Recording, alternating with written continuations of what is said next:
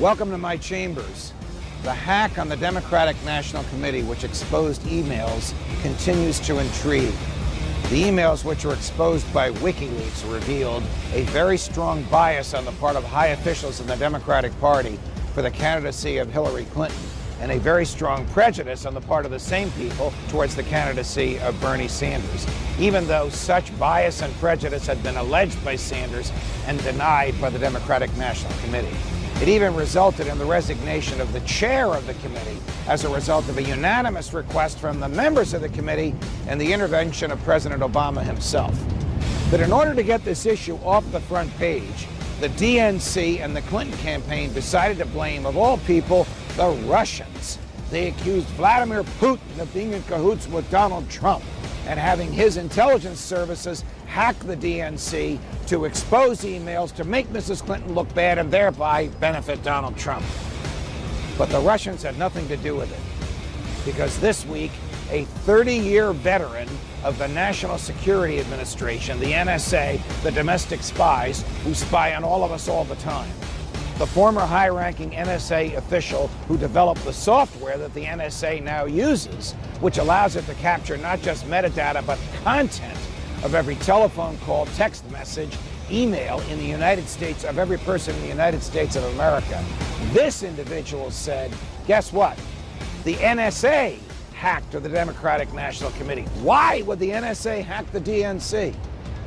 Because the members of the intelligence community simply do not want Hillary Clinton to be president of the United States, because she doesn't know how to handle state secrets, because some of the state secrets that she revealed use the proper true names of American intelligence agents operating undercover in the Middle East.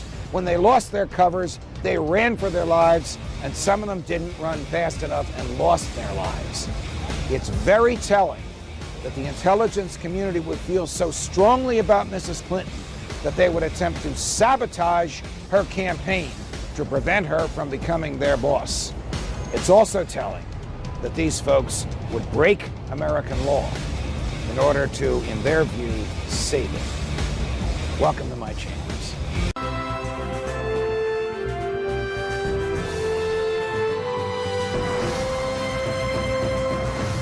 Does the government work for us, or do we work for the government? Tonight, what if the Constitution no longer applied? What if the whole purpose of the Constitution was to limit the government? What if Congress's enumerated powers in the Constitution no longer limited Congress, but were actually used as a justification to extend Congress's authority over every realm of human life? What if the president, meant to be an equal to Congress, has instead become a democratically elected, term-limited monarch?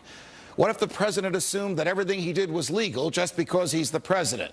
What if he could interrupt your regularly scheduled radio and TV programming for a special message from him? What if he could declare war on his own? What if he could read your emails and your texts without a search warrant? What if he could kill you without warning? What if Supreme Court justices no longer looked to the Constitution to determine the constitutionality of a law, but rather simply to what justices who preceded them thought about it? What if the rights and principles guaranteed in the Constitution have been so distorted in the past 200 years as to be unrecognizable by the founders? What if the 50 states were no longer sovereign entities, equals to each other, and parents of the federal government they voluntarily constituted? What if the states were mere provinces of a totally nationalized and fully centralized government? What if the Constitution was amended stealthily, not by constitutional amendments duly ratified by the states, but by the constant and persistent expansion of the federal government's role in our lives? What if the federal government decided if its own powers were proper and constitutional? What if the Constitution were no longer the supreme law of the land? What if you needed a license from the government to speak, to assemble, or to protest against the government? What if the government didn't like what you planned to say, and so it didn't give you the license? What if the right to keep and bear arms only applied to the government? What if posse comitatus, the federal law that prohibits our military from occupying our streets, were no longer in effect? What if the government considered the military an adequate dispenser of domestic law enforcement? What if cops looked and acted like troops and you couldn't distinguish the military from the police? What if you were not secure in your person, in your papers, and in your property? What if federal agents could write their own search warrants in defiance of the Constitution? What if the government could decide when you were and were not entitled to a jury trial? What if the government could take your property whenever it wanted? What if the government could continue prosecuting you until it got the verdict it wanted? What if the government could force you to testify against yourself simply by labeling you a domestic terrorist? What if the government could torture you until you said what the government wanted to hear? What if people running for president actually supported torture? What if the government tortured your children to get to you? What if government judges and government lawyers intimidated juries into convicting the innocent? What if the government could send you to your death and your innocence meant nothing so long as the government's procedures were followed? What if America's prison population, the largest in the world, was a cruel and unusual way for a country to be free? What if half the prison population never harmed anyone but themselves? What if the people had no rights except those the government chose to let them have? What if the states had no rights except to do as the federal government commanded? What if our elected officials didn't really live among us, but instead all had their hearts and homes in Washington, D.C.? What if the government could strip you of your rights because of where your mother was when you were born? What if the income tax was unconstitutional? What if the states were convinced to give up their representation in Congress? What if the government tried to ban you from using a substance in your body that is older than the government itself? What if voting didn't mean anything anymore because both political parties stand for big government?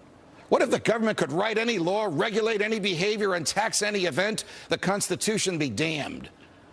What if the government was the reason we don't have a Constitution anymore?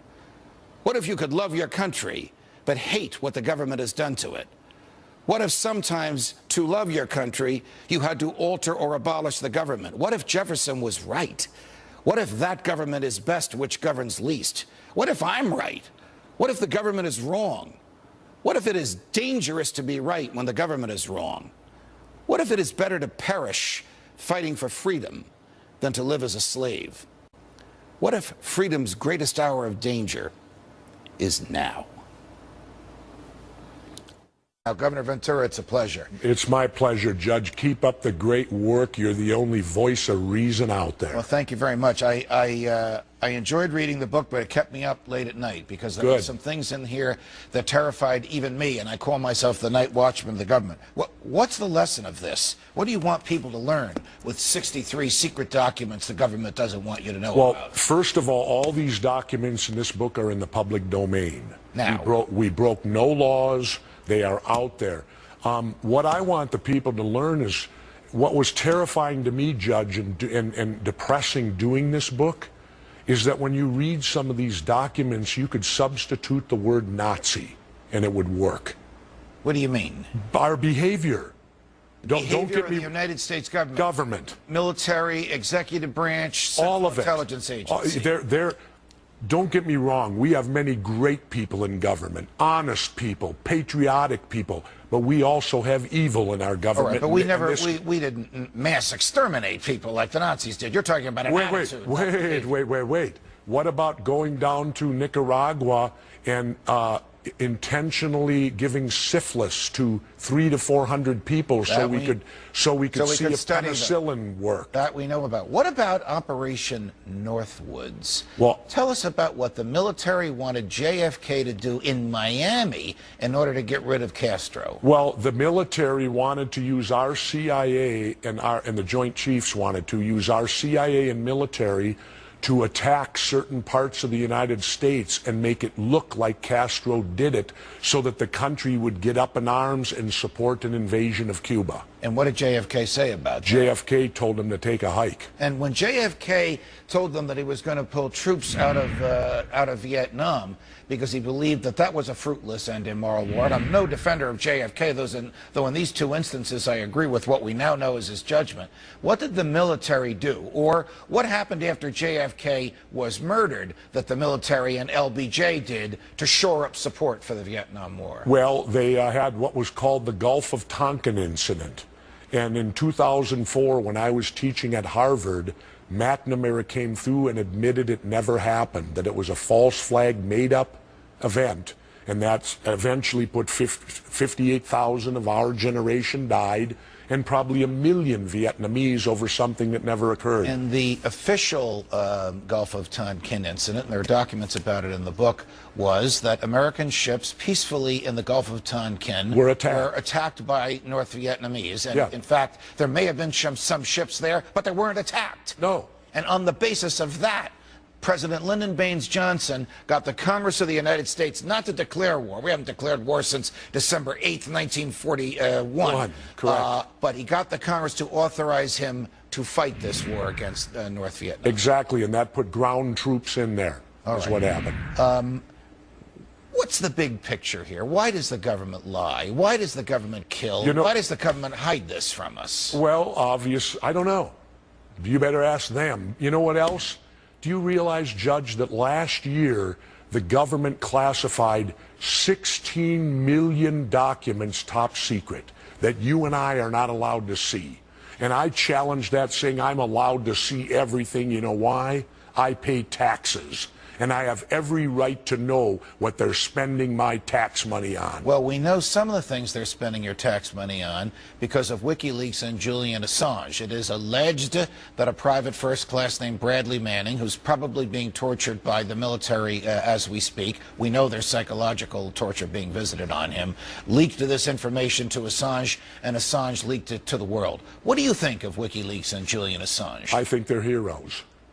Absolutely. And what troubles me is, what was the first thing Bradley Manning released? He released the video of that helicopter chopper murdering people, just gunning them down.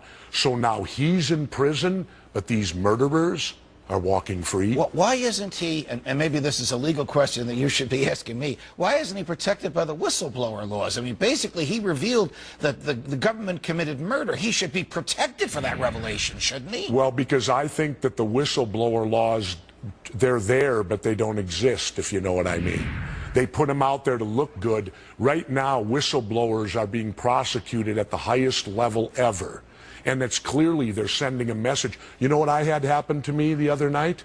I had a New York City fireman come up to me and say, "Governor, thank you. You're talking for us on 9/11. I said, "Why don't you firemen that were there speak out?" "We can't. They'll take our retirements. They'll fire us.